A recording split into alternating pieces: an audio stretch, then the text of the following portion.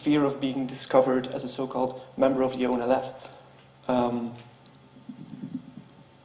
Ethiopian soldiers are randomly arresting people claiming they are members of the ONLF. They will torture them by all means. I talk to people who've been beaten by sticks, who have been drowned or nearly drowned in barrels of ice-cold water, people who've been put in the sun for days without food or drinks. He got the idea and asked me and proposed to Dr. Kchav to contribute this conference. Now, previous speakers, all of them have told about the problems of the people of Oromo in Ethiopia.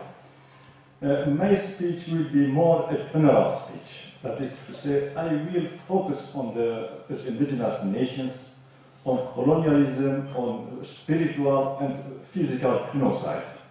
What I have found within the United Nations, unfortunately, that many indigenous peoples, they are restricted to the local problem.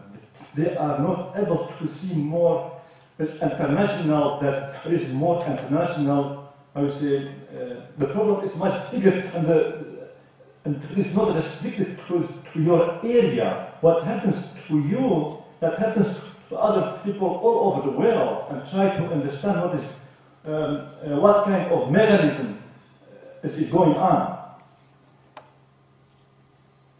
Okay, the subject which I will discuss with you is, number one, the first encounter with the Oromo nation. Second, the common heritage of the indigenous nations, namely persecutions, cultural, physical, spiritual extermination, land grab, colonial camps of brainwashing and education, historic distortion and visions, etc. Then I will a little bit focus on the situation of our nation as an example to tell you how colonialism,